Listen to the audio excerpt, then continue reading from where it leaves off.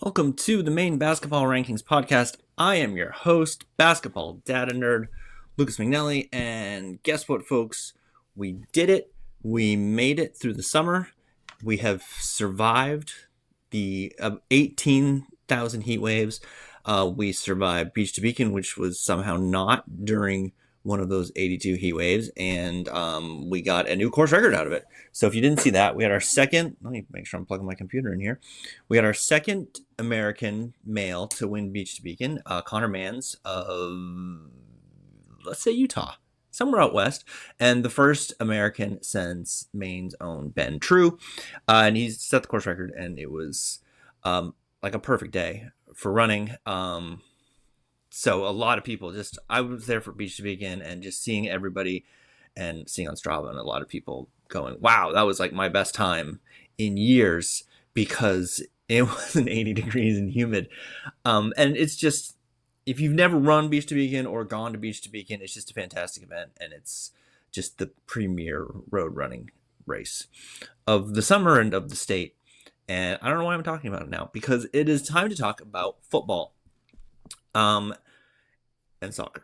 So today, I'm recording this on Monday, is the first day of fall sports. So football, soccer, volleyball, etc., etc., etc. All kicked off practices today, either at like 5 a.m. I think I saw Camden Hills was running up Mount Batty at 5 a.m. or something, and bunch of stuff like that. Or if you're crazy, like me, last night you went to a Midnight Madness, which I thought was just a college basketball thing. And now I'm wondering why we're not doing it for high school basketball, but I digress. So Midnight Madness, if you don't know, some coach, I feel like it was a Kentucky coach maybe, came up with the idea to have your practice at 12:01 a.m. on the very first day you can practice, which is very gimmicky and fun and dorky, and you get everybody together, and then it's a good time. When you do it in college basketball, they fill the place with students, and it's mostly a bunch of dunking and three-pointers. It's kind of like an all-star game with a little bit of practice worked in there. So a couple of high school teams in Maine have started doing this, and have been for a couple years now. Winthrop did it. Mike Mandel went and covered Winthrop's Midnight Madness. And then a couple days ago, Andrew Hart emailed me. He's like, hey, what are you doing at midnight on Sunday? Which is a kind of a weird thing to hear. It's a weird question. Something illicit usually happens Sunday night at midnight. And so I was a little wary. But he wanted me to come out to Morse, which is not too far from where I live, to help him ring in the Midnight Madness at Morse.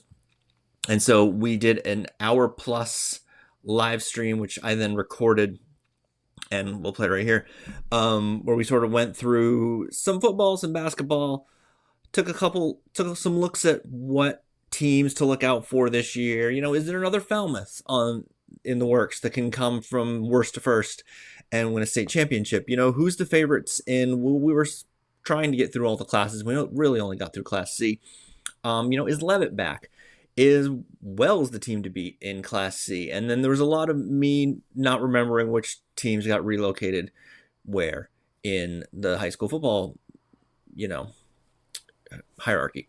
So it was a good time. It was a bit of a rambling conversation, but very enjoyable and a fun way to kick off the season. So I'm going to throw to that right now. This is me with Andrew Hart, live on tape from Morse High School in Bath. This is insane. This is crazy. I mean, at least it ain't raining. It was raining on the way here. It was raining when I was driving through Damerscott, and I was like, oh, this is going to be a disaster. Well, I mean, not much here. It seems to have dried out here. All right, looks like I got my first thing, so let's make this formal. Hello, everybody. Welcome to this very crazy preseason broadcast, courtesy of Maine High School football. I'm Andrew Hart, website host, and along with me is Mr. Lucas Nelly of Maine Basketball Rankings. How's it going? Oh, it's going just perfect, man. I can't believe you talked me into this. Me neither. I have to work in like 8 hours. That's what you got. You got to take that time off. I just took time off. It's the problem. So now I'm stuck with not taking time off for a while. So we are here under the lovely lights and the dark clouds of Bath to kick off Midnight Madness. We are one of 3 places in the state of Maine, along with Naples and Winthrop, that'll be doing the same. That'll also be having a little Midnight Madness fun here. So what we're going to do is, over the next hour, we're just going to kind of chat a little bit, talk some football. Of course, we got to talk basketball. I mean, I'd be a horrible It's host. in the contract. Yes, it is. I drew it up myself. I think I did. And then we're just going to kind of help usher in football right off to the 50-yard line when the Morse shipbuilders, led by Jason Darling, take the field. Yeah, it's gonna be fun. There are already some youngins throwing the football around. I don't know if that's a violation of any rules because it is not yet midnight, but we don't have them on camera, so we can't identify them later. You know, I had a parent that asked me that question. Is it okay for kids in middle school to be doing practice? And I wasn't really sure of that. I don't know. I don't know the rule on that. Yeah, me neither, because I mean, the MPA bulletins talk about varsity and Yeah. junior varsity. Yeah. Don't really talk youth. I don't know if it covers. I don't think it does cover that. So I a guess whole they're different thing. I guess they're fine. They're probably okay. I mean, Is it instruction? they are wearing uniforms, They are. so you know that was the drop right there. But I guess number they, one, I guess they started young here. start them young, and yeah, up in Bath they do start everything a little young. So I was kind of hoping to have Jason Darling out here because he has been one of the biggest proponents here for Midnight Madness. Every time I've came out here, talked to him, he's always had great things to say. You know, he's always looked at this as a motivational aspect. His kids love it. It's great, you know, granted, it's a high energy, low expectation practice. They're not out here to learn X's and O's. They're out here to have fun, get everybody, you know, going. As a matter of fact, you can see those tackling donuts out there. Those things are ready to go. Footballs are at the ready. What more couldn't you ask for? I mean, it's fun. I think of this as a college basketball thing because that's a thing in college basketball, the Midnight Madness, and you're inside. So you get a big crowd and everybody gets hyped up and they basically scrimmage and just dunk and throw alley-oops, and it's a glorified all-star game sort of situation. But yeah, it hadn't occurred to me that football would do a similar thing because I just assumed everybody was doing 2-a-days starting at 5 a.m. So, yeah, I mean, I know that Jason had said he got his start up in Bucksport. I went up there one year. I mean, it was great. It's always exciting to see kids coming out here. This is that special time of year. School's ready to go. Football's ready to go. It's a shame because this is what we all got to be looking forward to. And then in about 3 months, we're going to be going, I don't want to see snow on the ground. 3 months we're going to be here like we were last fall, and it's going to be 40-mile-an-hour winds, and we're trying to play soccer. That's what's going to be 3 months from now. Oh, that's right. Don't they have state championships State championships were here, and this very field, and it was a 40-mile-an-hour wind, and you can see the ball get kicked, and then it would just go whoop and drop. You know, you bring that story up 2 years ago at Cameron Stadium up in Bangor. Mm-hmm. They were doing 8-man championships, and if I remember right, it was Orono goes to punt. They punt, and the ball goes the other way, and it was the weirdest 2-yard punt I've ever seen without a deflection. Just crazy winds, but that's Bangor. So then you just got to go for it on 4th down. You could. I mean, you could as long as it's not 4th and 15. Because you're the same problem throwing. Very true. Yeah. And in that sort of thing, you really can't run a whole lot just Yeah. because you don't got the blockers. Unless you want to do some razzle-dazzle, annexation of Puerto Rico. Yeah. Yeah, you could. You could do that. So, you know, we're going to try to figure out, we don't really have a script. I'm a master of winging things. Case in point, why we're here. This is why we're here. This idea, you pitched this to me yesterday, I think. I did. I think it was yesterday, and I couldn't think of a good reason not to do it, and here we are. I couldn't think of a good reason why not to do it. And that's the way I like to work. I was like, it's, you know, I'm trying to think of different things, and I always thought to myself, you know, we don't have a whole lot of great shows around here when it comes to high school football. You know, Herman, Hawk Nest, sorry. You guys do an awesome show. For anybody who's up there who's not asleep, getting ready for football tomorrow, shame. I loved your idea. I'm stealing your idea. You didn't trademark it, so that's why we're here. But I always like these sort of productions, you know, people coming out with unique content, things that help explain their team, and we didn't really have a whole lot coming in here. So You see it around the country. Midnight Madness is definitely not unique to Maine. You'll see it in every single state. As a matter of fact, I was watching a video out of Texas. Oh, Texas is crazy. Yes, they are. And they started about 2 weeks ago because why not? I mean, they 16-game season. They have a 16-game season in Texas? They do. 10-game regular season. That's like a religion down there. It is. It is. You talk to anybody down there, and they'll tell you it's a religion. Yeah. Whether you want them to or not. I mean, they'll just walk up to you and say, Texas football's a religion. That's crazy. I went to college in Western Pennsylvania, and it wasn't that bad, but it was up there. I've heard a lot of things. Nuts. Yeah, I mean, they do. They had the show, was it Tykes? Yeah. Tykes okay. football they were showing on TLC, where it was these obnoxious parents In Western yelling PA? at Western PA, telling their kids to go out and just absolutely cream the kid on the I sideline. probably went to college with those people. Possibly could have. Sorry, you're going to see us kind of looking over a little bit. We've got people, they're excited over here. There's We're someone seeing, brought a soccer ball, which I don't know if that was allowed. oh, football's football, right? Football's football, but I mean, we get in trouble for mentioning soccer for some reason because we have the new MPA website, and I posted the thing of what the new heel points look like, and it looks not great. But it was soccer, and so I was like, "What are you posting about soccer?" And I'm like, first of all, Right? chill. Second of all, you think it might look the same for basketball or for every other sport, considering that's how the world works. You'd think so. So we'll see. The heel points could be an adventure this year. Well, I was looking at football. I thought it was interesting. You know what football's Crabtree is? What's that? Northern A. So they don't have all the teams loaded in yet? Oh, they got the teams in the schedule. That's just it. Northern A. Maybe it's since changed in the last couple of days, but that's it. Northern A. One of the spring sports, they had 2 teams in B North and like 17 teams in B South or something like that. It was all screwed up for like 2 weeks. Sorting. It doesn't matter. But it's the thing. That's the thing. They were in like, what was it? Whatever sport it was. If it was in basketball or football, it would get sorted out right away. Oh, of Because course. 15 people would email about it. The uproar would be crazy. Oh yeah, the smaller sports, it's less urgent. Yeah, exactly. Ouch. We That got had people- hurt. Yeah. So like I said, it's going to be crazy here. You're going to see people coming all over the stands. Everybody's excited. And that's the thing you got to love about this is the excitement these things sort of generate. Yeah, it's late. Yeah, school's coming up in about 2 weeks. But you know what? This is the energy that Jason loves to try to have when he's looking for this coming in. Let me ask you a question. How excited is Morse? Like, how does Morse look this year? What are the prospects for the shipbuilders? I think for Morse, coming back to Class A seems like all the comments have been positive about it, and you've got to admit that most schools they look at 8-man as kind of a regrouping class. Okay. And that's it's all based on a point of view. You go to any other state, 8-man is considered a reality for most smaller schools. And that's the way folks like Dean Plant in Old Orchard Beach, Bob Sinclair up in Orono, that's the way they look at it. They don't look at it as we're trying to rebuild to go back to 11-man. They're saying, we know our numbers, we know our place, this is our brand of football.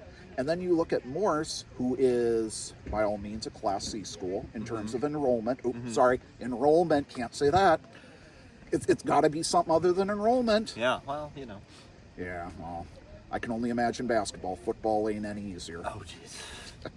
So everybody around is always kind of, I've seen the comments periodically saying, what, they're not in Class C? How come? Or they're not in, really going far back, they're not in Class B, which is, some people didn't get the memo. Well, enrollment for Morse has been down, I think, the last 5 or 6 years. I think it's been trending down. I think it's been down for everybody. Well, most everybody. No, there's some schools on the upper swing, but Morse has had Morse, and I think Brunswick, their enrollment numbers have dropped recently too.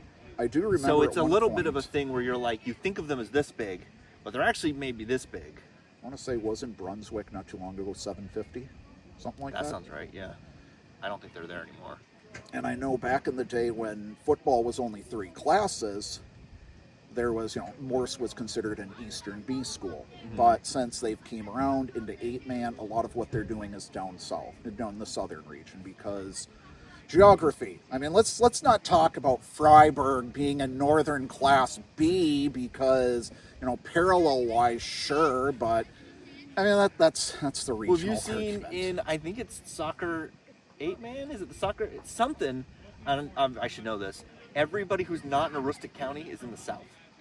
I have noticed that. Washington County schools in the South. Really? Yeah. I've very seen weird. Greenville. It's like Machias is in the South. Crazy. Along with the Islands, along with Pine Tree Academy, which is right on the border. It might be basketball, actually. It might be the new under 100 for basketball. I haven't looked at that as much as I should have. You haven't? I looked at it when I reported it in like December. All right, everybody. No, we've got two cameras going. We're doing this on Maine basketball rankings over there. We're doing this on Maine high school football over there. Mr. Maine basketball rankings doesn't know. Take that to the presses. Okay, I knew in December when I reported it, and then I got distracted with other things, and now I don't remember because there's a lot. Of course. There's a lot to pay attention to, and you got coaches. You have coaches who were like, will just text you like, oh, we won by 15 today. And you're like, my dude, I do not remember what school you coach for right now. I'm going to need a little more information than that. It happens, though. When you try to remember a lot of stuff, and you've got, boys and girls basketball. Yeah, 260 teams, I think. Oh. Something like that. Maybe 250. And I've got 79. Yeah. And here I am, I'm getting geriatric syndrome, and I can sometimes have a hard time remembering a coach. And they move around. They do. So you're just like, I think you at Winthrop? Maybe? It's like, you're Joel Stoneton of... And sometimes it's a parent. Winthrop, yeah, thank you. Sometimes it's a parent, and you're just like, I have no idea what you're talking about. I have no idea what school this is. Those sort of things happen, though. Yeah. So, I can't really see. What time you got? I got 11:13. 13. We got 47 minutes. 47 minutes to kill. Really this is going great. It is going great. It's going great. And I'm looking over. I know once we start getting within about 20 minutes, AD here will start flipping on the clock, and we'll actually have a good scoreboard to keep track of. There you go. I had a question for you. So last year, Falmouth is a big story in football. Right. They have the nightmare season from hell, and then they bring in Spencer Emerson, turns it around in like an unbelievable fashion, all the way to the state championship. Is there a Falmouth out there that people should be looking for? Is it Lisbon? Or is that just such an outlier of a situation? There are coaches that have changed. I think we are looking at 12 different faces that are coming in, just new faces on board. Some interesting stories out there. I don't know, because I don't think anybody saw Falmouth doing exactly what they did. No. And the funny thing is, you talk to Spencer, and he giggles at it. Maybe if you're still up over there, which I can't believe you are, I know you were laughing at every single person coming into the season who didn't really think his team was a team to watch out for. And I want to say in the Press Herald recap, he even said, we're underdogs, we're unknowns, and we like it. Well, even the turnaround, even if they had won 5 games and lost in the semifinals or something, that would have been an amazing turnaround. Right. But to run the table, and they ran the table, right? Did they lose the game? Undefeated. Undefeated, yeah. First time undefeated. Yeah, and to do that is just, because it's so hard to win a title. It is, and absolutely. To come from that and to win a title is just, like, mind-blowing. And I can't remember in my mind seeing that much of a one-year turnaround from struggle bus all the way to undefeated in a state championship. Might possibly be the first, if only I had a laptop and my little number sheet. I can think of a basketball example. Yeah. Nokomis, when Cooper and Ace showed up. Really? They went from 1-17 to 17-1 and won the state title. Wow. But Special. that's sort of a strange situation where the number 1 overall draft pick in the NBA shows up. And then your fortunes change. Of course. Things get a lot easier. I would say, there's some interesting stories. Is that when you're looking ahead, predictions are always going to be tough. Granted, you can always look at a team like Thornton Academy, 6-time Class A state championship, contender. They'll be fine. You're going to naturally look at them and say, yeah, they'll be up there. And then you look at a team like Old Orchard Beach. They've been there 3 times in a row for the 8-man state championships. So some teams you're going to automatically pencil, and then you're going to look at some of these unknowns, and it's kind of tough. You don't really get a feel for what you want to do, and then sometimes you get burned. I remember 2 years ago, Wells, I believe, only 5-3. They were able to beat out Winthrop for first place, and I think Oak Hill was in that battle as well, and they go on this tear. Meanwhile, in the north, Foxcroft Academy is just mowing everybody down in Northern D, as is their custom. Absolutely dominating. And what happens? They've lost, I think, the last 3 times to Wells, 3 or 4 times in the state championship. They're finally there. Going to halftime, 21-0. Yeah. And I remember we're down here we're in Portland at the class towards the tail end of the Class A game, and we're just like, oh, Ponies did it. I remember seeing that on Twitter and going, oh, well, that seems like that's a wrap. Yeah, Danny White was like, finally did it. He's finally going to get another title after so long, so many tries. Tim Roach's crew, the Warriors, they score a touchdown. They score 2 touchdowns. Now suddenly it's 21-14. What happens in the final minute and a half? You see a touchdown and gutsiest call. Kids say, we're going to go for 2. They go for 2. Ethan Witten, I believe. Somebody correct me. You're going to anyways. My eyes can't really see out there, so hopefully somebody is correcting me. People are talking. I can see that. I can see a few people talking. Yeah. So I believe it was Ethan Witten. Somebody got corner of the end zone. Tosses it. He's right there, right in the end zone. 2 points. 22-21. Foxcroft Academy gets the ball back. Isn't meant to be. Wells beats them again, state championship 22-21. And again, these are the sort of things that nobody sees happening at the time. But that's what makes football so compelling. That's what makes high school sports compelling. Absolutely. Because you never know. You never know. I was talking to a basketball coach and about some obvious strategy thing. He goes, these aren't NBA players. These are 14-year-old kids. And 14-year-old kids, their brains short circuit sometimes, and they just do the complete wrong thing. And you never know when that's going to happen, or when some kid's going to just sort of show up and be like, make the big catch that you wouldn't expect. So they're not going to run the puke like in semi-pro. Right. Yeah, they're not going to. You can coach them up and have them do all these things, but sometimes you just look at them and there's nothing there in between the eyes, and sometimes the kid at the end of the bench makes the big play.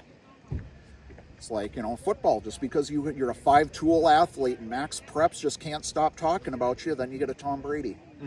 Yeah. You also find some of these kids that come out that are just, absolutely dominant. I think back to Dylan Hapworth, Class C state championship between Winslow and Levitt up at the University of Maine. Levitt looks strong. What does he do? Dylan comes out, 7 touchdowns, 260 yards. 7 touchdowns? 7 touchdowns. Jeez. Absolutely dominant. Probably in all the years we've been covering, most dominant single game performance at that championship level. Wow. He was good. Yeah. Wasn't a Fitzpatrick semi-finalist list, of course, but he was good. Sometimes, you get these sort of things. And then you look at football, sometimes you get these long shots. Sometimes you get these teams that just, for whatever reason, you don't picture them. Oh, and we've got our clock. We got a clock. If I could turn our camera, right now we're sitting at 40 minutes and 18, 17, 16. Ooh. And looks like Morse is losing to the Builders. Oh, cool. I think that's meant to be 2025. It could be 2025. They're losing 20-25. I mean, we had a similar thing in basketball with Falmouth, again, because it's Falmouth's year last year, with Davis Mann wasn't on the Mr. Basketball semifinalist list for some reason, because people weren't paying attention, and then went on arguably the best tournament run anyone's had in 30 years, and just drags them to a state championship. Nice. And they were down big in the state championship game, and he just took over. He just took every shot, he did everything, and he just put that whole team on his back. And that's a guy where you're sitting there going, I think we need to redo the vote for Mr. Basketball because he should be on the 10, the short list of 10, at least. So let me ask you a basketball question. Sure. You finally dragged yourself out to some football games. I have, yeah. It's crazy seeing you out here. Well, I mean, first time I saw you, I think I said, "Are you lost?" What was that? Was that at Fitzpatrick? It was at Fitzpatrick. So obviously, besides the physicality difference and everything, what do you see team aspect between basketball and football? Like the difference? Of course, yeah. I would just say that because standing on the sideline, there are more technical fouls that would have been called in basketball on a football sideline and I am not shy about profanity or language or yelling or anything like that. And I'm just like, oh my goodness, these guys get kicked out of a basketball game in 5 minutes. And then just the physicality of guys getting hit and they're just come flying towards you. And I'm just looking at that going, nope, no, I would not get up. I would not get up. I would be done forever. It would put me in a full body cast and then get right back up. Oh, you mentioned full body cast. You had a great video at the Lobster Bowl back in July. Joe Doobie. Oh, that hit. You get the snap. Quarterback gets, was it kid from York? Yeah, I think it was a kid Peter from York. Martin? Or Martin? Sure. I believe the tall kid. Yeah, he was tall. Sorry if we got you wrong and you're watching. I know you graduated. Hopefully you're paying homage to this thing. So, but I do remember he got the snap. Ball pops up, he gets it, and just got trucked. Yeah, I was on the opposite side of the field. You had a great view just right there, just perfect right on. Yeah, I got lucky. And he completely ate that hit. Yeah, that was one where you're like, I don't know if he's getting up. I didn't think he'd get up. Kid got up, though. And that's not even a game that counts. No. It's an exhibition game. Right, but at the same time, Lobster Bowl, this is, for most of these kids, it's their last hurrah. Yeah. Everybody likes to say it. Unlike basketball, you can do a lot of competitively organized stuff. Football's tougher. Yeah, you don't tend to pick up football games no. when you're 25. I mean, you could you're if you're just going to go out throwing the pigskin in a flag football. Yeah. But nobody's out there going to say, hey, we're going to give you pads, uppers, we're going to get you a really cool helmet. You're going to go out there and just absolutely charge. Not unless you're playing semi-pro football. Yeah, it's kind of, if you think about it, it's the first sport you stop playing. Because you would stop it in high school, and then at the end of high school or at the end of college or whenever you stop playing competitively. Basketball, you're always going to men's leagues. Right. And then people transition into like triathlons or running or CrossFit, things like that, which you can do forever. Competitive couch potato setting. Or yeah, that's also, armchair quarterbacking. Hey, it could be on the Ocho. That's true. I've seen some of the things the Ocho's done. I watched wiffle ball, I think, for some reason. I was like, okay. There are crazy leagues out there. I've seen there's YouTube channels of it where they're playing these organized fields where it's like this tree out in center field is our home run line boundary. Yeah. Crazy. Yeah. I mean, we all did that. Oh, some do. We had our wiffle ball like on our front yard, and if you hit it over the lilac bushes, that was a double. And if you hit it over this tree, it was a triple. I mean, we had a place where poison ivy was kind of like it was a ground rule run. Yeah. If it gets into the poison ivy. Yeah. And then somebody's got to go get it, or just get a new ball.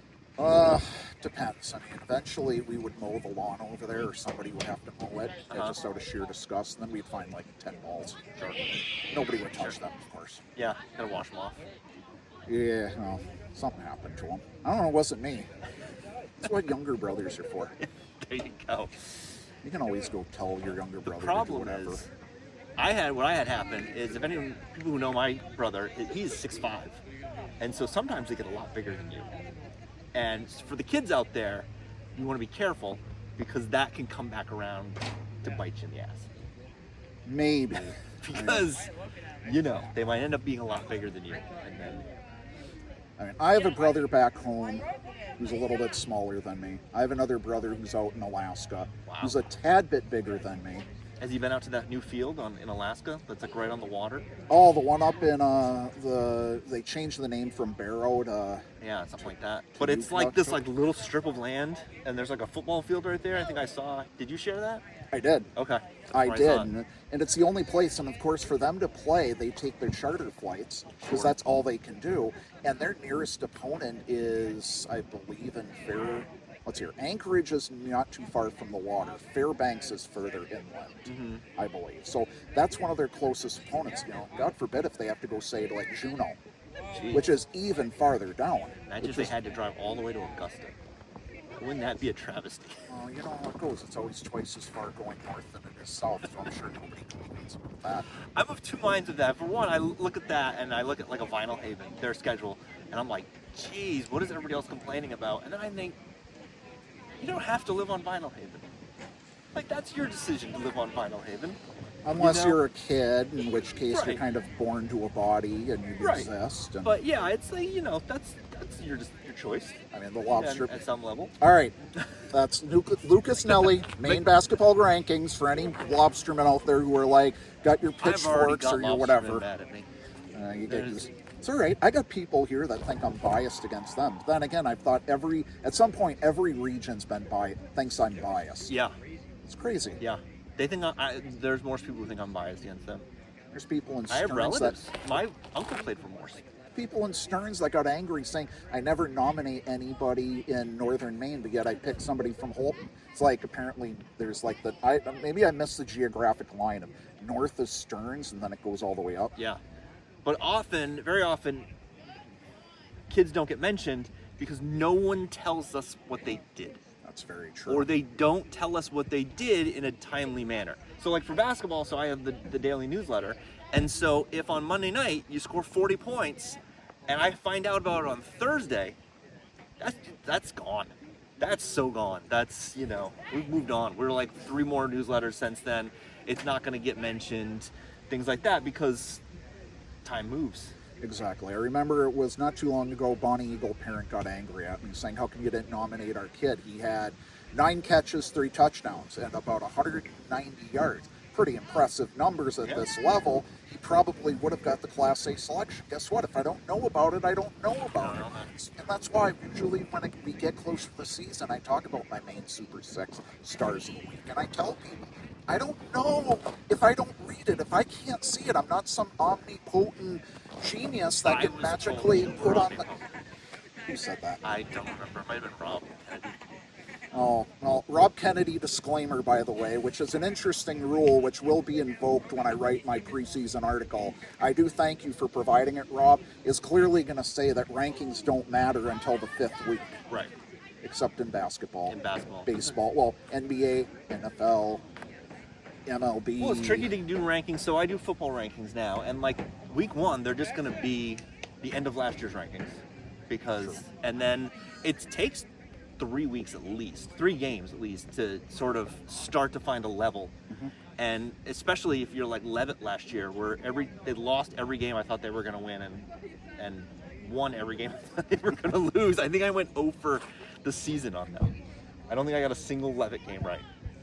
I belong to a pick'em competition for Mark Kellman at Eastern Maine Sports, and usually I can start off pretty good, but by the time everybody knows that our rankings have gone completely to hell, once Bob Beetham just basically starts making his picks and bashes our brains in.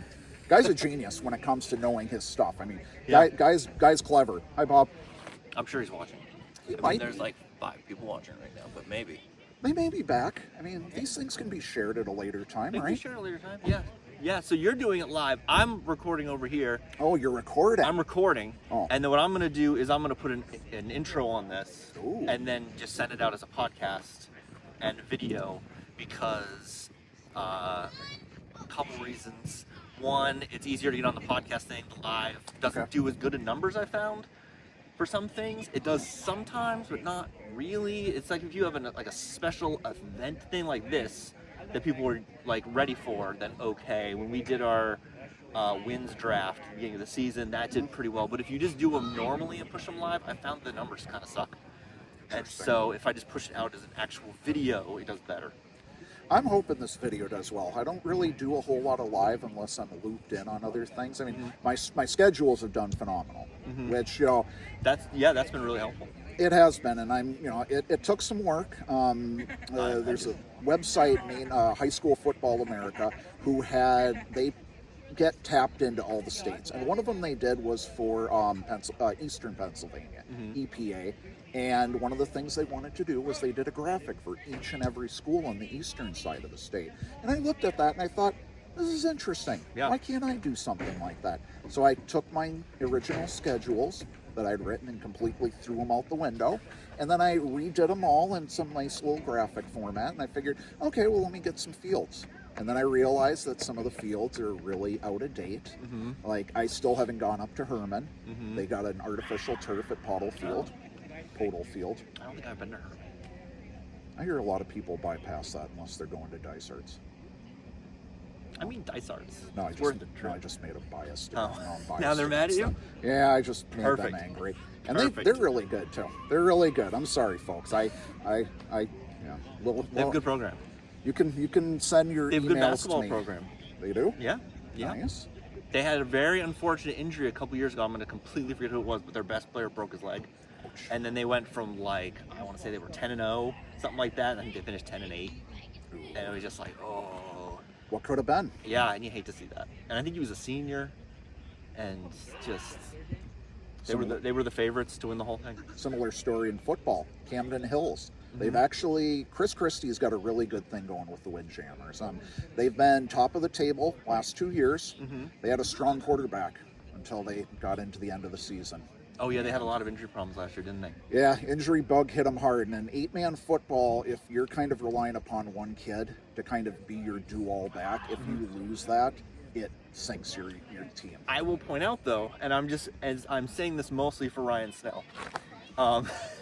They have a lot of kids on that roster for an 8-man roster. They have more people on that 8-man roster than a lot of 11-man schools have on their roster. So I feel like that if you had an injury that was survivable, the talent being what it is, but there's people on there, they're not playing 8-man with 12 kids.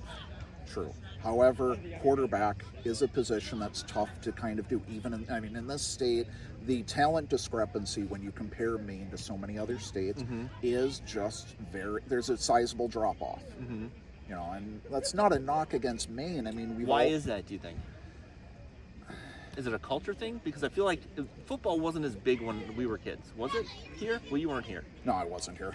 Because it wasn't in my memory, but Madomic Valley didn't have a team. Right. So, or a youth program at all. So I was like, I don't know. I guess people play football at Thornton Academy, places like that.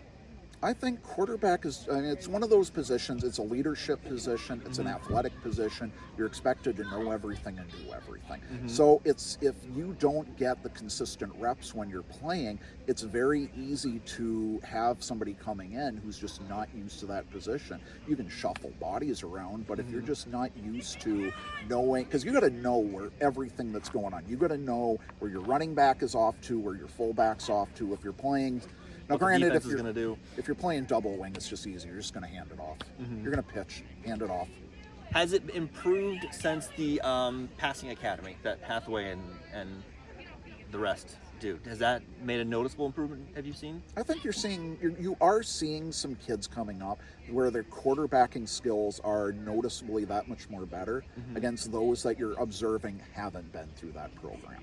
And there's always a number of things, not everybody has a chance to be able to go into those. Because let's be honest, Maine's a big state.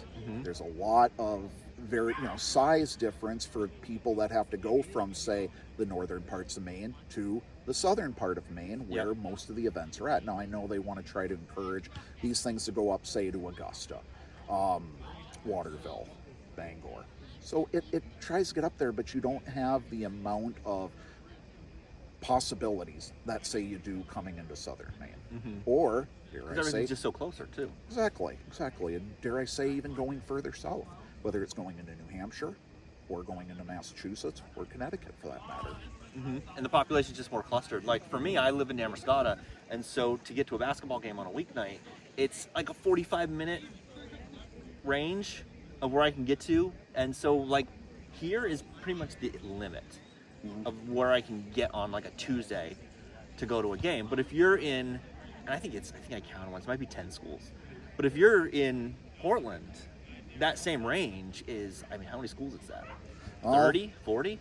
If we're going to include all schools, you got Freeport, Yarmouth, Greeley, down to York, Falmouth, Westbrook, Gorham, Cheverus, Deering. Yeah, it's a lot more. That's not even covering south. Right. And that's not even going across the bridge. You got three right there if you want to count Scarborough in that range.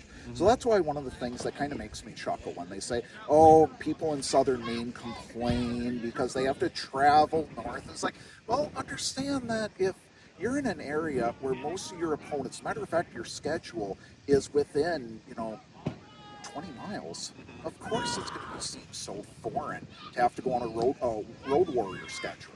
Right. So Everybody out there, I know that this is an outsider take, but it's come on. I mean, let it go. Understand that when you don't have to travel, traveling seems like a big shock. It's a reality. Yeah. And if you're Presque Isle, you're just doing it anyway. You're doing 2-3 hours each way for every game that's not Caribou. Right. Then you get used to it. And then you've got, for instance, in football, you've got the trio cooperative, Fort Kent, Madawaska, Wisdom.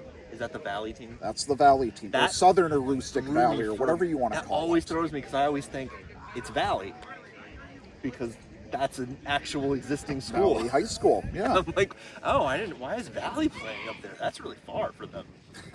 And I had somebody who did that. As a matter of fact, when you look at the different co-ops, Valley High School, or Kennebec Valley High School, I believe is its actual name, is in a co-op with Madison. Oh, so you've got Valley the team and Valley the high school. But then, when I was looking, what was it, Ohio. I was trying to figure out once, looking at some of the high schools in Ohio, and you'd be surprised how many multiple schools there are named after presidents. You've got four different Washingtons that are in each different, like Washington Cleveland, Washington Cincinnati, Washington Columbus, Washington Dayton, and it's like, all right, so it was. It's Ohio. Ohio's weird. Yeah, no argument there. I used to live right next to Ohio, and you just don't want to cross that border unless you have to. Near, depends which state is near. I was in Western PA, so I was like I was probably, 15 minutes from the Ohio border. So you were happy to be not in Ohio. Yeah. There's nothing good happens when you go to Ohio. There was a diner that had good milkshakes in Ohio, so. I once made the mistake when I was moving out here. I missed a interstate, and I stayed on a toll road. And I forget where it was, but there is a place that I kind of drift kind of lazily east-southeast. And I ended up getting to a place where I realized, I don't know where I'm at. And I was like an hour and a half away from the interstate that came right through Cleveland. Oh. And that was interesting. Yeah. Do you know what happens if you get stuck in traffic you know what you get if you get stuck in traffic in Columbus, Ohio? No. You get a degree from Ohio State. That sounds like a Michigan joke. I think it is. Although that could also be a Pennsylvania joke, or a happy, Lion joke. I think I heard Dan Marino tell that joke. So, wow. It's a Pittsburgh joke, I think. It's pretty good, though. I always like that one. All right, folks. So we are now coming up upon 21 minutes left to go. Yep. Starting to get a crowd. We are. If we had production, we could pan. We could to see the crowd, but we don't. We could show some of the people out there out in the field. Yep.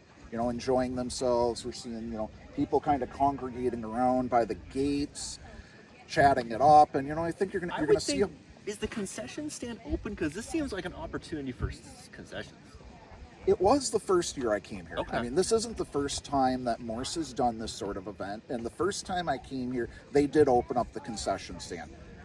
Hot cider, hot chocolate, hot coffee was definitely on the menu. Because it's dropped like 20 degrees from this afternoon. It has. I mean, you Mainers just kind of, you're always cold. This is how we do it. Yeah, this is nothing to me. Once you can't start your car, then it's cold. And if you don't know what that means, then you've never been cold. It sucks when it's iced over and you can't get the door open. That was one of the first things that took me a long time to get used to in this state, was the concept of ice, like completely freezing over. I remember once looking out at a tree branch and just seeing like that little droplet coming out there just frozen. I was like, well, that's different. And then I remember I finally got in my car because, of course, you're constantly scraping like you're digging for gold. And I remember getting one of my other windows to finally roll down, and I'm like, oh, there's a sheet of ice right there. Well, that's different. I can't see out of it. And then you gotta try to drive on. That's an adventure. Oh, I'll bet it was. I will bet it was. So, all right. Well, as you folks out there can kind of tell, we're trying to keep it loose, trying to keep it exciting, kind of chatting, off the cuff, so to speak. Okay, well, let me ask you this. Who are our favorites this year? Oh, everybody wants to know who I know. Favorites. That's why. See, now we're up to we got 10 people live here, so let's figure out who is it. Levitt? Is Levitt back? I think Class C is going to be tough to tell because Okay. Class C is single table. There's no east or no north or south, Okay. east or west, whatever it is, which means that you've got 10 of 13 teams making it. Okay. Which means that your your state championship could be 2 teams from the south. Okay. Oh, Sacre Bleu. Crazy. You know, people in Hey. northern and southern Quebec are going to be angry about that. Hi, Chris Lesnar. I hope you got that joke. So So I it's think single. So wait, 10 of the 13 get in? 10 of the 13. That seems like too many of 13. I think, Is that 2/3? What's 2/3 13? but in football it's different Oh, you have to because do the in two-thirds football you only have 12 weeks. It's not like basketball where you can play multiple games in a week. Right. So in football it's only 1 game a week. Right. So you have to evenly organize it out. So in Class A, 9-game regular season. That leaves 3 games for your playoffs. 2 games for the regionals, and then your state championship. Yep. So the maximum number of teams you can pluck from the north and south is 8. Right. When you have B, C, D, 8-man large school, 8-man south, they only play an 8-game regular season schedule. So for them, they can have a maximum number of 16 teams total. Okay. Nobody has that many. Right. So in football, I guess one of the things that was discussed was they wanted to go as high as 12. So only one team misses the playoffs out of 13? Yeah, crazy. Wow. Exactly. Sucks And it to be wasn't that them. long ago in football they decided, well, we're going to bring everybody in the playoffs. Oh, I hate that. What happened? 4 teams, 4 teams kind of said, we're withdrawing from the playoffs. Oh, yeah, okay. Which ended up leading to the MPA creating a rule that if you're going to withdraw from the playoffs, you have to give 1 week's notice. Mm-hmm. Which, I get it. You shouldn't be able to withdraw from the playoffs anyway. What sort of soft nonsense is that? Don't ask the people who are like, well, Marana Cook withdrew, everybody should be reseeded. No, MPA doesn't reseed. Yeah. You could be You the shouldn't number. be allowed to withdraw unless you don't have enough kids to play. Well, I know Trape Academy has had a couple incidents where they've had really low numbers. Mm-hmm. So along the way, going into the playoffs, they knew that they were kind of, that low man on the totem pole. And they said, look, we're withdrawing. We're not going to expose our kids to just get beat upon when we don't have that many numbers at all. So it's kind of unique. So Class C, Yeah. not only, you've got 11. Okay. Okay. You've also got Greeley, which was the large school state champion. Yep. They had good numbers in 8-man. They've got just as strong numbers. And not only that, So they're back to 11? they are back to Okay. 11. They've also got lineman kids. Now, football, that's an important thing. It's not just enough to have athletes. You need to have linemen. You need to have physicality. Because in small ball, you're not going to really have the talent to do the passing or the exciting receiving or all that other thing. You're going to ground and pound. Okay. So Greeley, I think, is kind of, in my opinion, my sleeper team. You asked me early on, who's the one that teams may overlook? Really, maybe. I think Greeley out Okay. there.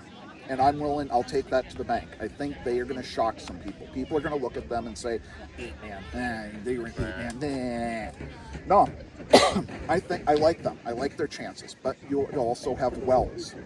Is Wells back? Is Wells an 11-man now? Or Well, they were 11 man. they were in Class They're in D D and South, they're now up to C. and now they're coming back to C, Okay. which is much to the happiness of everybody in Class D who routinely said, too good for. I'm sorry, too big. Mm-hmm. Never mind. Okay. That's another argument for another day that I see so often that I'm just going to try to ignore. But so you got Wells, Foxcroft Academy. You can't overlook them. But Right. then again, here's the thing.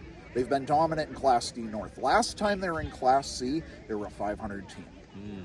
Danny White ain't going to put up with that. Right. So he's not going to, then again, I, what was it? When I was on Jacob Mulligan's podcast, one of the things that we had talked about was that, and I said, unlike last year where you knew you had a really good crop of kids who you knew about as juniors coming into the seniors, this is going to be kind of a tough year to figure out some of those high-level expectations, those can't-miss kids. Right. Granted, by the time we get to week 4, week 5, you're going to know who the ones are that are clearly in Fitzpatrick consideration, Fitzy consideration.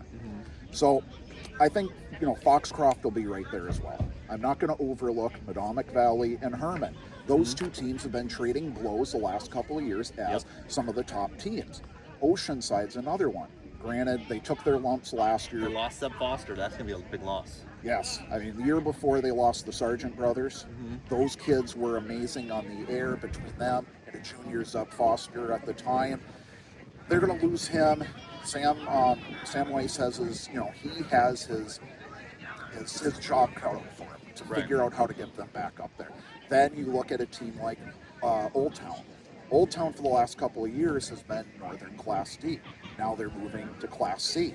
How are they going to be able to handle this? And then you've got a lot of the other usual suspects. You've got Nokomis.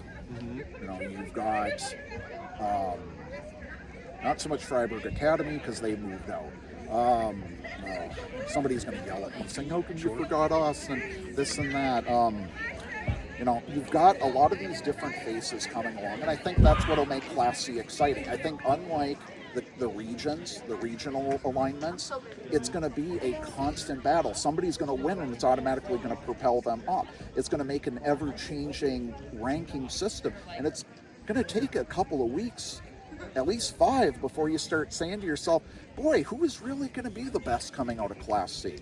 Might even take, till the end of the year. It might even be one of those things where you're going to see, a couple really good teams, a couple mid-level teams, a couple teams scratching to make it in, and a couple towards the bottom. And that's exciting. That's fun to watch, if you ask me. I mean, as great as Levitt 2 years ago was, a little anticlimactic for the playoffs. You're like, well, they're going to win every game by 50. And it didn't take that long against Oceanside to kind of say, I wasn't there for that game. One of the sad aspects of the recent change to the MPA going, now granted in basketball, you're accustomed to this because you've got 3 tournament sites. In football, everything for the last couple of years could be viewed at one, you could be able to see it. You could go to, once they went to 4 classes, you could go up to Bangor or University of Maine and watch your Friday night game. Then come back down to Portland, you could watch your A, B, and your C or D game, whatever one didn't get played. Yeah. And it was fun. But now they've made the move. They want to get away from playing these cold winter weather, cold games because it was driving down numbers. Nobody was really there. So they said, well, let's do our 2 games. It's hard to tweet on the sidelines is the big thing, too. Because you need special gloves, and then you don't think about the special gloves until you get there, and then you go, oh, or those hand heaters. You just keep your hands up. More often than not, I remember that 3rd game being so cold sometimes, where it's like, all right, I don't care at this point. I'll get a touchdown, and then I'll get my hands out. Let's just get this over with and give out a gold ball and go home. And that's the way sometimes it seems. So, the football committee took a look at it and they decided, hey, we're going to make this change. We're going to do we're going to split sites. One is going to be kind of more centralized. The other will be the traditional Portland location. And we're going to have 2 11 o'clock games and then 2 2:30 games. And those 2:30 games are usually done by the time the sun's already set. Right. So, you've got that, and I am happy there is no longer the night game, and I will say the turnaround from going up to Bangor, covering that game at the University of Maine, covering that game down there, then coming back down to Portland, sleeping, waking up, get to Fitzpatrick, and then having 3 games in the day was definitely an exhausting. That's a long weekend. I shouldn't complain. We've got it easy. You go to Massachusetts, they play their state championship. Why would you want to go to Massachusetts? Well, if you live there. All right. I mean, you live there, but then again, I'm in northern Massachusetts, as people like to say, further up. But up there, you have 4 games on Friday, 4 games on Saturday. They start at 10 a.m., and then usually their last game of the day is played at 7. And that's like a quarterfinal day for us for basketball. It is, but that's where they're playing all their state championships. Plus, the Patriots cover them. Right. Patriots broadcast all their games, which is just awesome. And where they play at Gillette? Gillette. See, that's worth it to be able to play at Gillette. It is. Because Fitzpatrick is... It's okay. But, if you're playing at Gillette or if you're playing at Fenway or something like that, then it's a destination. It's a better destination. Playing at the TD Garden. And nobody out there complains that in Massachusetts, it's not centered. Mm-hmm. Oh my Lord, we're not playing in Worcester, which is kind of the geographic center of Massachusetts. You want to play in Boston. Well, of course. You want to play on the good field. Exactly. Or wherever Foxborough. Wherever Foxborough is. Yeah, Foxborough. It's like near Rhode Island. Yeah, but whatever, you want to play on the big field or the big court or whatever, because that's an experience. It is. I mean, who down there doesn't want to look at it saying, oh, wow, we're playing at Gillette where the Patriots play. That's where we're going to play. Yeah. And then out here, you're like, we're going to play in Fitzpatrick where the Bulldogs play. When we used to have the all New England championships for basketball, and like when Stearns and Morse were really good, speaking of Morse, they would go and play at the Garden, at the Boston Garden. Mm-hmm. And so my uncle was on those Morse teams, and they would just go early because before them was the Celtics practice. Nice. And so they're just like, oh, it was a different time when less security, and they're just sitting in the stands watching Cousy and Bill Russell and running practice. And like, how cool is that? Oh, definitely. You know? And that's the benefit. Some of these states having NFL teams. Back home, Minnesota, they play at US Bank Stadium. Mm-hmm. They have all 6 classes plus the 9-man championship, which who doesn't want to play again in your home where your NFL team plays? Let me ask you this, because I've been to a game in Minnesota. Would you not want to play at the Metrodome? I've been on the Metrodome. Because that's one of the worst stadiums I've ever seen in my life. It was always interesting because that was holy cow. The dome had to be propelled by air. That was kind of how it kept the ceiling afloat. Was a very high air pressure. I went to a Twins game there, and it was dark. It was dark times. Now, was that at the time where they put the glass on the left field to try to extend the height of the left field wall? I don't remember. And I want to say it wasn't even like traditional. It was like hockey glass because Minnesota, of course. Yeah, sure. But I will say, I remember, the first time they had made the joke saying you're going to get sucked into that arena or stadium. And you literally did as you're trying to leave because it took an effort to prop open the door because all that air that's what they had to keep pumping in to keep it going. Yeah. But I do remember getting out on the field, and this is in the day of really horrible, their carpet. It's like that really horrible green carpet, so short, so brittle. Yeah. And I remember seeing guys sliding around to catch a fly ball. And I was like, oh God, he's going to tear his jersey or he's going to cut open his arm. Well, when I was in high school, Hyde had a basketball court that was like some sort of rubber. And they might still, I don't know.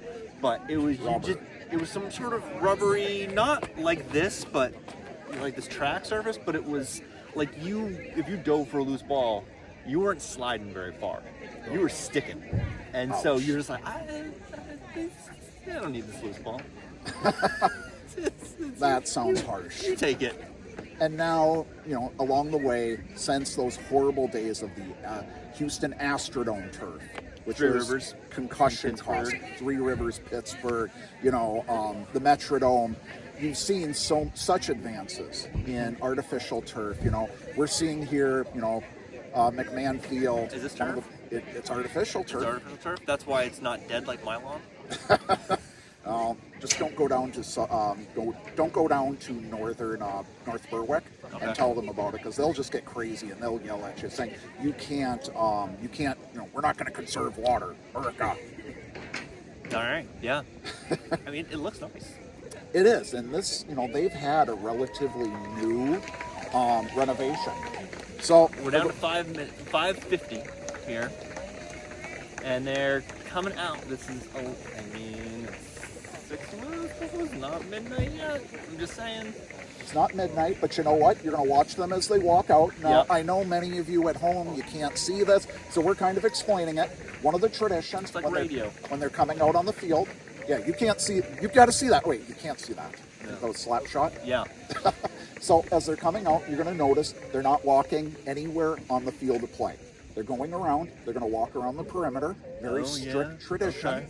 They're going to walk all the way around. They're going to toe the line, and then they're going to basically start the countdown. And once we start getting down to that minute, it's when the excitement begins. Very cool. We have cheerleaders here. We got some parents, and yeah. And this is the exciting time. This is one of the greatest culminations of the night. Now, once you can hear the energy and the excitement coming up, the fireworks go off. But this is what it's. Fireworks? No, unfortunately not. But fireworks in a metaphorical sense.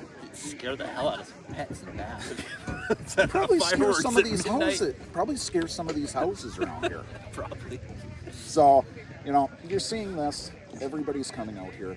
Everybody's enjoying it. Everybody's having a good time. Some of the parents may be a bit tired, of course, but this time it's this is like waking up on Christmas Eve and trying to see what Santa gave you. That's what I always liken this for. Everybody's going to be up in the And morning. the parents are like, I have to be at work in the morning. And that's something you'll notice. This is really only going to be about a 30-minute practice because after 35 minutes, the parking lot's empty. Yep. So everybody's going to basically get out of here as quickly as they can. But the whole point is, though, to have a good time. They're going to enjoy run some yourself. drills, or run some wind sprints, and Exactly. You know, kind of get everybody in the mindset. And as we look around the state right now, up in Naples, they're doing the exact same thing. Over in Winthrop, you're seeing the exact same thing carrying out, which is great to know that you're seeing this, this excitement, for the sport in our state. Now, why don't we do this for basketball? That's the question. I don't know. I'm just asking. It seems like it would make more sense for basketball because you're inside, so the weather's not an issue. Coaches, ask Maine Basketball Rankings himself. Ask him why exactly aren't you guys doing this? Maybe someone is, and just nobody's telling me. Could be the case. I mean, some places social media doesn't exist. Yep. They're Deer slow Isle. behind the times. Deer Isle doesn't have the internet, I'm pretty sure. Bethel. Bethel. Bay. Yeah. A couple places right there that they finding. As a matter of fact, I was talking to Travis Lazare for Portland Press Herald. We were actually kind of chatting about that, and one of the things we mentioned was there's some places just getting scores, getting info is kind of tough. Yeah. Oh yeah. Jonesport Fields. They don't have the internet, I'm pretty sure.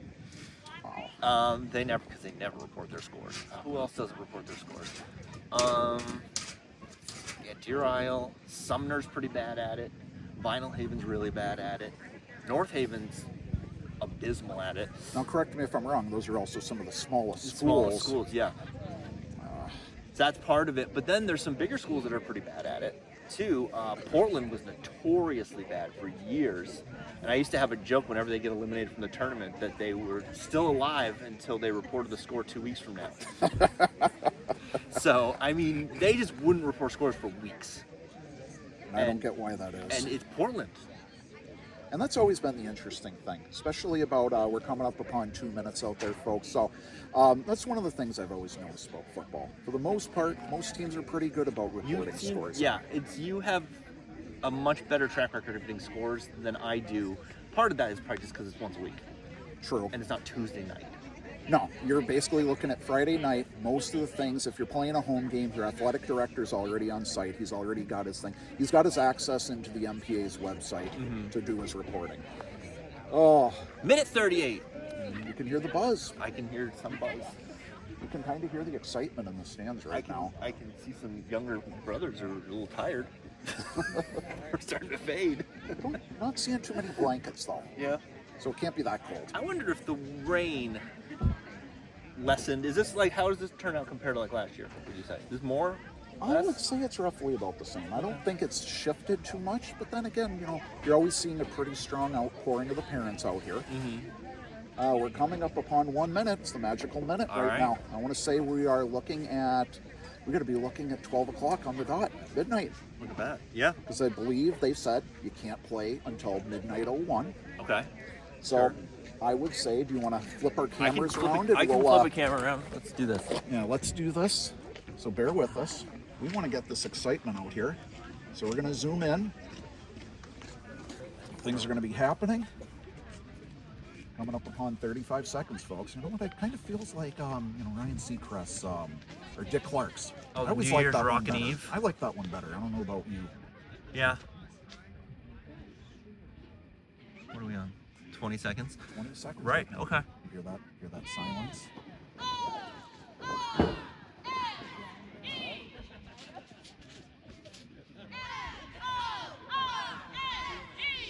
Ten seconds, folks.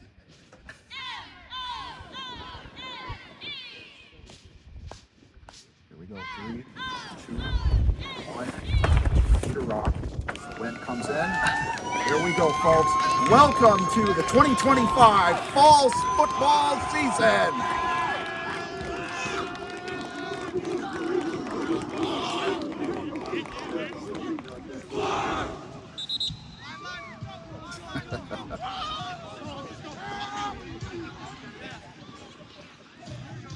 All right. So. All right. And there we have it, folks. As you can see, the wind is definitely had some fun here. And I might have zoomed in too far. I did zoom in too far. I want to say, yeah, I think we might have even turned this thing around here. That might work. I want to get you into my cam. Ooh, there we go. Hey, there we go. So there you have it, Lucas. Yeah. Your very first Midnight Madness. Well, I did go to a college basketball one once. But Well, for football. in Maine. In Maine. In your home state. Yeah. So Yeah. right now, you're seeing some high stretching And my father drills. went to school here. Nice. So there you go. And he's not in the stands yelling at you. He's not heckling you right now. Not here? No, he's not. No. I always would love to see that on a broadcast right now. Somebody coming out. I mean, yeah, we see that on ESPN College Game Day Sports. If someone like behind us with signs. I would love that. You know, if we do this next year, Yeah. I encourage some of you out there to come in with signs. I want to see, what is it, Washington State is the one, like, they've been there for how many, like 10 years straight? Oh, I don't Somebody know. shows up with a Washington State flag. Oh. Crazy. So, Yeah. Oh, and this kid just dropped his tripod. All right.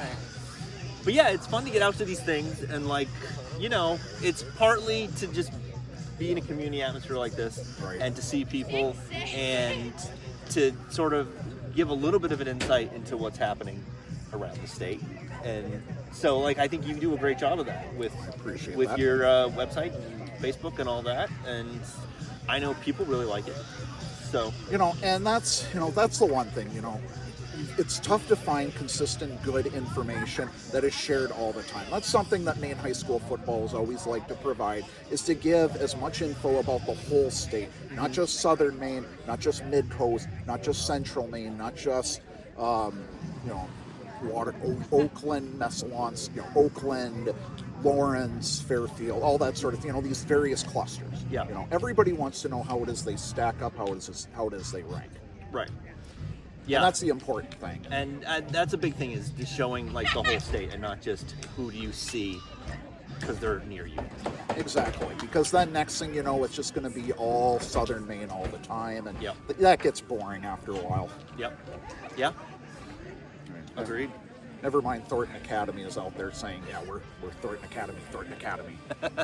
Oh, there goes another bias accusation. Yeah. I'm going to Don't get forget, hit and with. don't forget about the Aroostook County teams, because they will remind you. You mean two of them?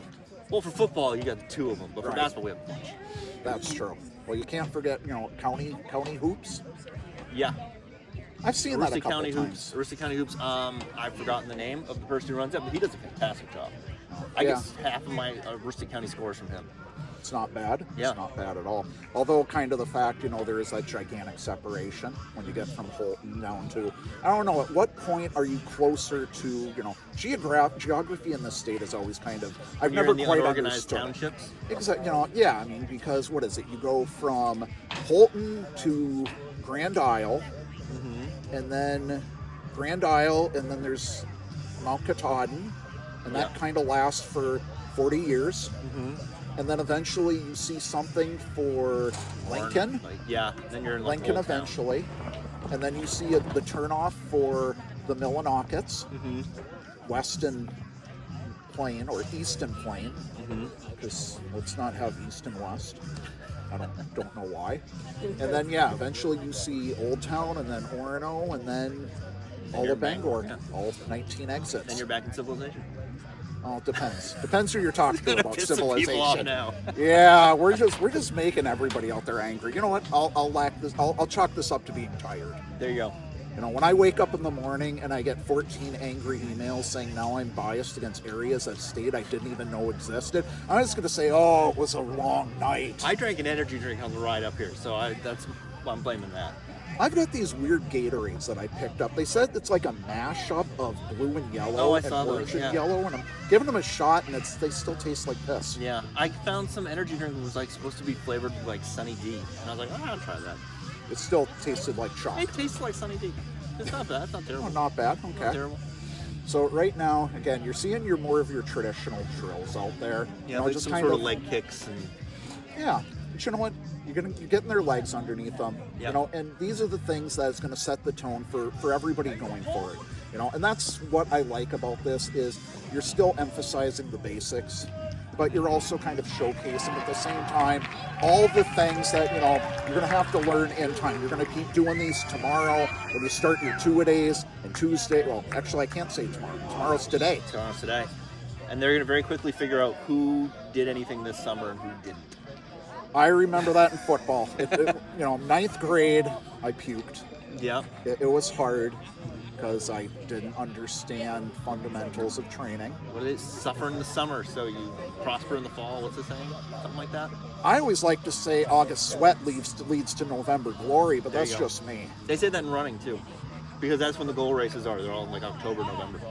When it gets cool, when it starts to cool down. So the miles you put in July when it's 85 degrees pay off. You mentioned this. Back to Ohio. So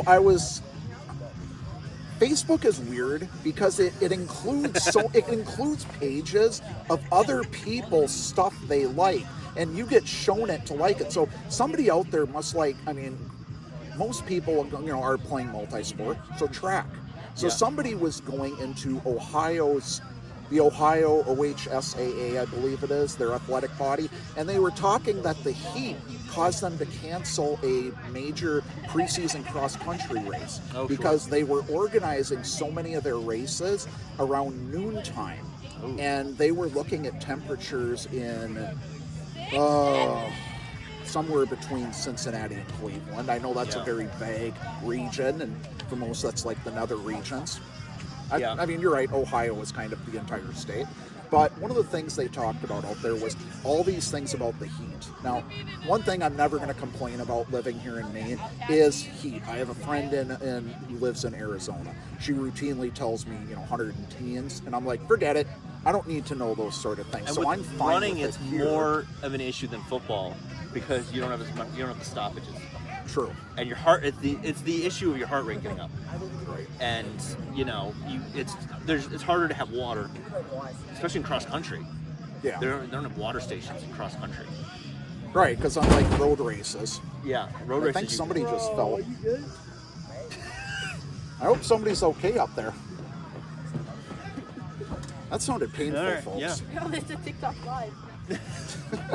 So it was just, you hear these things this time of year, and one of the things, folks will never complain about here, Texas, learning about, them starting their preseason in the middle of August, when down there it's, 100 degrees, 100 degrees plus. And, artificial turf is nice to reduce things like maintenance costs. Nobody's ever going to come here to McMahon and say, oh, I'm getting sick and tired of mowing the lawn. Because it ain't going to happen.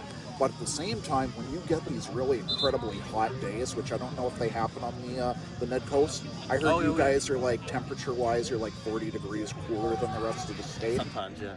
So you don't really have to worry a whole lot about It the was like temperature 80. baking off. It was like 85 today before it rained. I want to say it's like you take your air temperature, and as long as there's no breeze, you can add like 25 degrees, and that's what it's going to feel like with the turf. Because, I mean, this is all rubber pellets underneath the grass. Yeah. What are they doing? I hear somebody talking like Farmer Fran from The Water Boy. Maybe it's just me. It might be. I mean, but then again, he's not going run, run, run, run.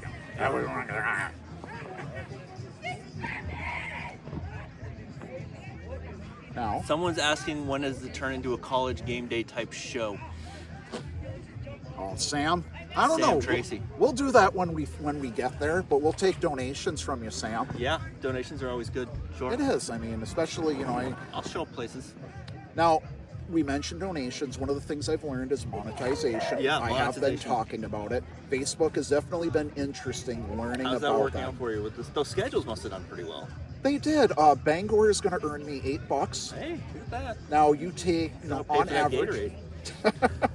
It is. Now, if you look at every schedule, if I average it out to about $2.50, $3, That's not bad. that's times 79. That's about $200 some dollars. Yeah. So I'm hoping that when Facebook gives me the check and they say this is what I'm scheduled to earn, I actually get it, and my Facebook check looks nice. It's going to be a direct deposit, but yeah. Well, I mean, this is the first year I've had it this past season, and yeah, you sort of figure it out, and it's been helpful. Not by any means like making anybody rich. Now, are you or on anything. content monetization or are you on the bonus? No, Now, I'm I on remember content. the bonuses were weird. The bonuses were stupid. I mean, you get like $15 maybe. Yeah, a I month. mean, I remember I had one who was at, unfortunately, the kid in Sanford who had jumped off the Piscataqua Bridge Yeah. and committed suicide. You know, that post that I did from the school, the statement, ended up being seen by almost 250,000 people. Wow.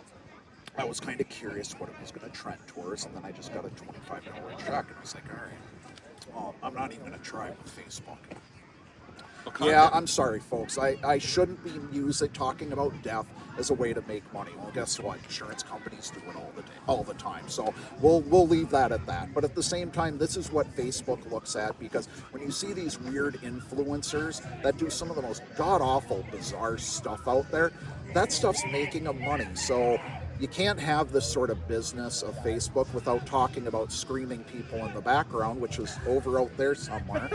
I guess they're having fun. That's the whole thing. I mean, Hey. everybody's having fun out They're there. having fun. So, we're not even looking at the practices. They're like in lines, and I will. Can you I see tackle? some, not tackles, because we can't have contact, Right. but I Oh. definitely see some wrap. Is that what that is? That's the distinction. Now, here comes the fun part. So they're going to take these wrapping donuts. So You're losing your background. I thought we had a whole bunch of stuff stacked on top of this. I guess There was not. a big wind that came through. So one of the things I like about this field is, The tackle wheel. so I'm going to do this. I'm going to show you folks something out there. Check this out. Most of you people who've done football are like, yeah, I've seen this. So what this is designed to do, that. Oh, that looks fun. And it's designed to encourage you to safely wrap and take down. So we come in, and down they go. That actually looks kind of fun. It does. And, granted, at such a young age, there's often a reluctance for contact. Let's be honest. Some sure. kids, it comes naturally. Other kids, Whether or not they had a big brother. Yeah. So these things are designed to basically encourage you to know how to go and bring things down. Okay. Now, is there a difference between the wheel and a 180-pound opponent? Yeah, of course there is. But it's the whole idea of getting the muscle memory and everything. Exactly. Something It like that. teaches you the basics of wrap, drag.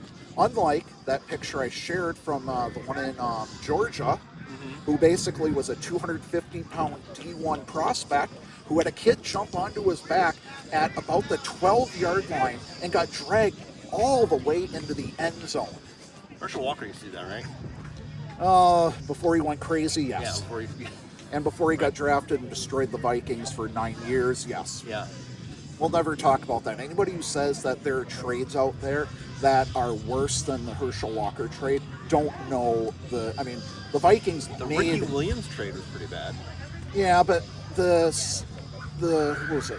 Nobody won a Super Bowl as a result of that trade. The Vikings basically allowed the Cowboys to go to 3 Super Bowls Yeah. and win 2 of them That sounds right. because they got Michael Irvin, I believe Emmett Smith, Moose Johnson, Leon Lett, all these sort of people that came out Leon of Lett. it. I miss Leon Lett. It was fun. But all these people came about as a result of that trade. Yeah. So anybody that tells you that trade was not, the Vikings got absolutely nobody. Yeah, Herschel Walker took a handoff, lost his shoe on the kick step, and got 50 yards, and that's as much as he ever did again in Vikings time. And here we go. We're going to see a helicopter pass overhead. We are getting a flyby, folks. Wow. This is amazing out here. This is how big Maine high school football is. Meanwhile, somebody in Texas Someone just... getting life flighted from.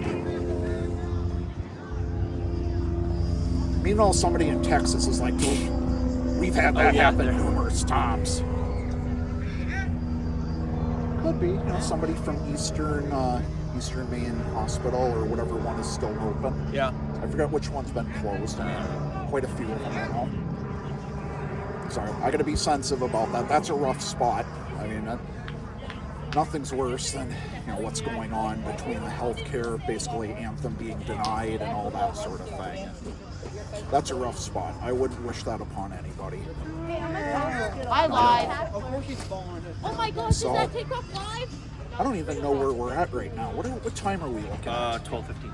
Oh, 12:15. So right now we've got about 15 more minutes here. Again, high energy. Yep. He just slid. If this was Yeah. rain, you could say he hydroplaned 10 yards on the tackle.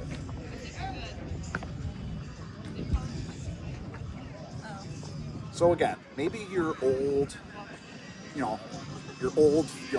fogies, your old, codgers who will tell you that, football's meant to be played with 14 concussions will tell you that this isn't real and they were tackling kids after one day of practice and whatever. But you know what? Times changed, and this is, this works. This Yeah. works. This is how you. It makes sense to me. It's helpful. You don't need to be getting anybody injured on your first day of practice. I mean, it's like with basketball, they have the things. It's like to simulate like long arms, like pipe cleaner looking things, and you gotta try to shoot over them. I mean, not like wavy, wacky, wild, inflatable arms. Yeah, it's like that. But the assistant coaches will hold them up, so because they can't be 7 feet tall. Right. Yeah, you can't magically get a growth spurt at 40. Right. Yeah, it's some 6'2" dude doing it, and he's trying to, work on your shot blocking. It's a similar idea. Smart idea. I like that. Granted, you don't see that often down here where people try to, perform a Ed Too Tall Jones move by coming in with, those inflatable arms. Then again, somebody could also do a Mox thing from Varsity Blues and throw a football at somebody's head just to try to kill the clock. Hey, why not? Is that allowed? That's not allowed, right? It was in Texas. Frowned upon. Kind of like putting a beer can on your head and saying, throw the ball. And then you end up getting a broken nose and you can't laugh because they make it a gag joke. Oh, this is fun though. I enjoy this, and I'm glad you came out, Lucas. Yeah, thanks for inviting me. I mean, granted, you're going to probably curse me out in the morning. I will in the morning definitely be cursing you out. I'm going to be looking forward to that email saying The alarm goes off at 7. I fell asleep at the wheel and I almost got into 2 accidents, but it's not my fault I think I have because some energy drink left. you might need some of that. Yeah. Granted, you'll have to keep your head up at work. Yeah. But I expect, and unlike you, I took the day off because I kind of knew what to expect. Yeah. Learn from your elder. See, I take tournament week off. So. Well, that's just smart to do. I mean, plus the fact that, there's games the entire week. Yeah. It's when I got the job, I was like, just so you know, I will not be here for that week. And they're like, yeah, we know. I mean, I could take the entire week off of game 1 and tell my boss at work, hey, forgot my boss, Meg. You should not forget your bosses. Yeah, I don't think she follows me on here, so I think I'm good. Right. So I think if Meg was to come up to me and say, Andrew, why are you taking Monday through Friday off for opening weekend? I was like, it's a celebration. Yeah. You don't need to take Monday, Tuesday, Wednesday, Thursday, and Friday off when you only have games on Thursday and Friday. Just road showing it around the state. That's for sure. So speaking of which, we do have 3, to kind of set the tone. I know we're right now in an exhibition scrimmage state of mind. Thursday is going to be your first kickoff for the high school football season. Okay.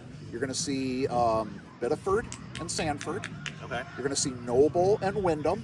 That's going to be a good game. Yeah. I'm liking that. I think I want to see what Noble can do minus Jameer Rose. Sure. Because when you lose a kid of that talent, They're one of the big test cases for basketball, too. because of what happened with losing him for the team. Yeah, exactly. I mean, how often? I mean, this is the very first time you saw a Fitzy candidate, and what is the basketball? Mr. Basketball. They can't find somebody in all the years. They can't call it the Cooper Flag Award. I mean, they might change it to Lobby that. it, Well, man. Mr. Basketball is a nationwide thing. It is. Every state has a Mr. Basketball. But the thing with Noble for basketball is they were really, really bad, and then John Morgan came in at the same time Jameer Rose came in, and then all of a sudden they're very good, and now Morgan is at Sanford, I think, and Jameer Rose is off to college, and so then the question is, can they stay up or do they go back down? All right. Like how successfully were they able to reinvigorate that youth program? The reload versus rebuild argument. Right. And And because sometimes it's just you get a good group of seniors come through, and you're good for 2 years, and then they're gone, and the infrastructure hasn't been built up enough to sustain it. Right. So that's one of the teams I'm looking at for that, and another one's Lincoln Academy, which is Really? around here. Yeah, because they are returning 47 points impressive. from last year. If Total. only they could return football to their ranks. They Yeah. once used to have a club team. I think there's talk of it. I've heard Because talk of that. I want to say, there's still a couple teams that play club, the I Maine think they still play independent club. football. They're not part of that one that involves the team in Caribou, the team at China, Erskine Academy region, then the team in Berlin, New Hampshire, which that's a haul. Yeah. And then the team in Presque Isle also has a red and silver squad. And that's how they kind of had kept it to a 4-team league. Okay. Otherwise, if you play 3 teams, that's kind of super repetitive. Right. So then you've got that. Then you've got John Bapst will be playing Madison at the University of Maine, playing at Alphonse Stadium. Just because John Bapst doesn't have their own football stadium, they're kind of relying upon Bangor, Hassan, University of Maine to kind of help out getting them the place to play. So that's your first game, first opening season. And as a matter of fact, the Biddeford-Sanford game is the 6 p.m. game. So they're going to be the very first one. And it's kind of different because in the last couple of years, it's been Old Orchard Beach playing. Okay. Dean Plant has said he loves that 8-man can get the sole attention of the state of Maine by being the first team to play countable football. When is the first countable game this year? It's going to be, let's see here. So 31st is Sunday. 1st, 2nd, 3rd, 4th. 4th. The 4th? Okay. Yep. And then 5th being Friday, usual big slate. That's everybody goes. Yep, and then Saturday there's 6 games because there are still some places that don't have lights, so that's what they have to do. And then you've got teams like York. Now York is one of the last schools that was allowed to continue their construction before the MPA put the hold or the freeze, or somebody did, I forget who it was, maybe it was the state, put a freeze on no more artificial turf construction build. Oh. But York was so far into it that basically they were so, finish what you're doing, but we're going to give like a 3-year moratorium or 2-year or whatever. So because of that, they don't have a field of their own. So they're going to be playing on the road. Their first 2 games are going to be at, and I love this name, even though it's religious connotation, Our Lady of Victory Stadium. Doesn't that are just they playing their entire schedule on the road? They are. Like Gardner did a couple years ago in basketball? And Nokomis did the year before. And Biddeford did when Waterhouse Field was there, so they had to go to Kennebunk. So they're going to play their first game, which should have been a home game. They're going to play it at Greeley. So Greeley, if you look at the schedule, has 5 home games. So they're playing Greeley at Greeley. At Greeley, Which should be as their the home home game. team. Are they playing any neutral site games? They're going to play the 2 games on Saturday evening in Dover, New Hampshire at Our Lady of Victory Stadium. And then the last game of the season against Monadnock, just straight up the Monadnock Huskies. And they're going to play them in Kennebunk. Okay. As a York team traveling up to Kennebunk So to that's a play as neutral the site. home team. That's like a neutral site. Neutral site, but they'll be the home team. Right. Because I guess they couldn't go to Marshwood, they couldn't go to Noble, they're not going to go to Trape Memorial, they're not going to go to Wells. So instead, what do? They have to shuffle their way north to Kennebunk. But artificial turf, so I can understand that. Makes sense. So, yeah, I mean, Road Warrior schedules are always different, But from what the construction thinks the website is showing for the school, it's going to be amazing. Not as amazing as this wind that keeps, moving this thing towards us, but hey, zip ties only work so well. I probably should have used them on the edges, but, you got what you pay for, and I don't pay myself, so I'm relatively cheap. Oh, what time are we at now? We're at 12:24. Originally I said we could stop this at 12:01, and here we are. We're still going. Yeah. We should probably wrap it up because we have to both get home.